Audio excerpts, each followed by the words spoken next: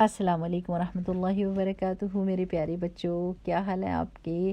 اللہ سبحانہ و تعالیٰ آپ کے چہروں کو مسکراتا رکھے اور اللہ سبحانہ و تعالیٰ آپ کی حفاظت کرے، آمین۔ چلیے میرے پیارے بچوں، اب ہم پہلے دعا پڑھتے ہیں اور پھر اس کے بعد ہم آج اپنا سیرہ کا سبق شروع کریں گے، ٹھیک؟ رب اشرح لی صدری ویسر لی امری واحلل عقدۃ من لسانی یفقہوا قولی ربنا زدنا علما، آمین۔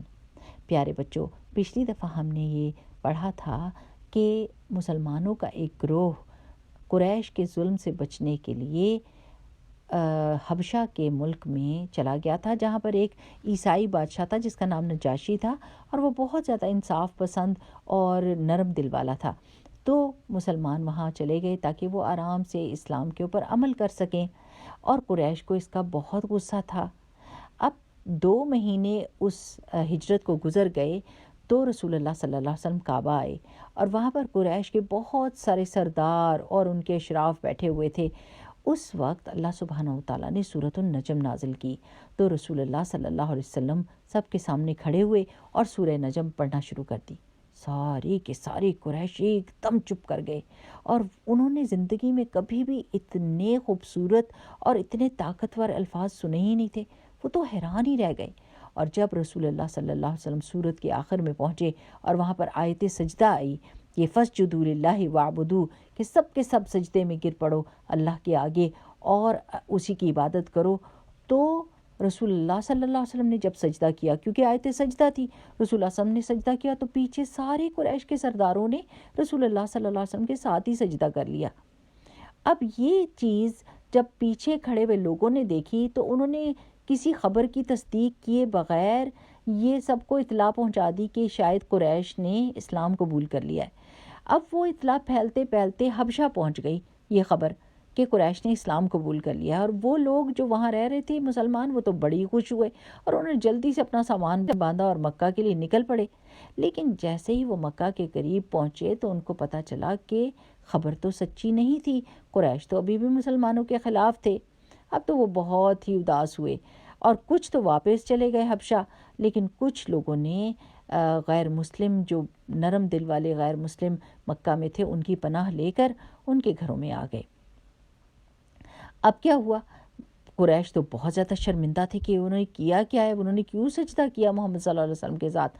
اس شرمندگی میں انہوں نے مسلمانوں کے اوپر اور ہی ظلم توڑنے شروع کر دیے، زیادہ ہی ظلم کرنے لگ گئے۔ تو رسول اللہ صلی اللہ علیہ وسلم نے سوچا کہ اور بھی مسلمانوں کو حبشہ جانا چاہیے، کیونکہ وہ ایک محفوظ جگہ تھی۔ اب کی دفعہ میں 82 یا 83 مسلمان مرد اور 18 عورتیں اس قافلے کا حصہ تھیں، اور اس وقت جیسا کہ آپ کو پتہ ہے کہ قریش تو بہت زیادہ ہوشیار ہو گئے تھے اور ان سے بچ کر نکلنا ایک بہت مشکل کام تھا، لیکن مسلمان کسی طرح بچ بچا کے نکل گئے۔ اس واقعے کے بعد تو قریش کو بہت ہی غصہ آیا، اور انہوں نے سوچا کہ ان مسلمانوں کو سبق سکھانے کے لیے کوئی سنجیدہ کام کرنا چاہیے۔ چنانچہ انہوں نے اپنے 2 ایسے بندے جو بہت ہی اچھا بولنا جانتے تھے، عمرو بن العاص اور عبداللہ بن ربیعہ کو چنا، جو کہ باتیں بھی بہت اچھی کر سکتے تھے اور انہیں بادشاہوں سے جا کر ملاقاتیں کرنی بھی آتی تھیں۔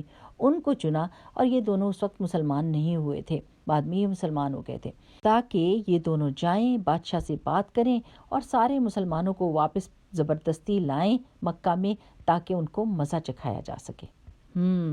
اچھا، آگے کی کہانی تو ہم بعد میں پڑھیں گے، لیکن ابھی دیکھ لیتے ہیں کہ ہمیں کیا سبق ملتا ہے اتنی سے حصے سے جو آج ہم نے پڑھا۔ ایک تو یہ کہ قرآن پاک میں 14 ایسی جگہ آتی ہیں جہاں پر آیت سجدہ آتی ہیں۔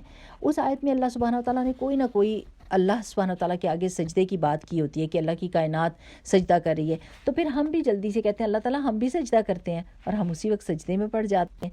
تو جب بھی آپ آیت سجدہ سنیں تو سجدہ کیجئے۔ دوسرا سبق جو ہم نے سیکھا وہ یہ ہے کہ اگر کوئی بھی اطلاع ہم کو ملتی ہے تو ہمیں چاہیے کہ اچھی سی تحقیق کر لیں، اس بات کو پورا سن لیں اور پھر آگے پہنچائیں۔ کہیں ایسا نہ ہو کہ جھوٹی خبر جو سچی نہ ہو اور غلط خبر ہو اور یا آدھی خبر ہو وہ ہم پھیلا دیں اور اس کی وجہ سے کوئی نقصان اٹھائے۔ ٹھیک ہے نا میرے پیارے بچوں؟ اور تیسری چیز جو ہم نے سیکھی ہے وہ یہ ہے کہ جب دشمن بہت زیادہ مضبوط ہو اور ہم ابھی اتنے مضبوط نہیں ہیں کہ ہم اس کا مقابلہ کر سکتے ہیں، تو اس میں سب سے اچھا آپشن یہ ہوتا ہے کہ ہم اپنے آپ کو محفوظ جگہ پر رکھیں، محفوظ جگہ چلے جائیں جہاں پر کم از کم ہم اللہ سبحانہ وتعالیٰ کی عبادت تو آرام سے اور سکون کے ساتھ کر سکیں نا، بجائے اس کے کہ لڑ کے اور خود کو نقصان پہنچائیں۔ اس سے بہتر یہ ہے کہ ہم ایک محفوظ جگہ پر پہنچ جائیں۔ ٹھیک ہے میرے پیارے بچوں، چلیں اگلی دفعہ تک کے لیے السلام علیکم ورحمۃ اللہ وبرکاتہ۔ سبحانک اللہم و بحمدک، نشہد ان لا الہ الا انت، نستغفرک و نتوب الیک۔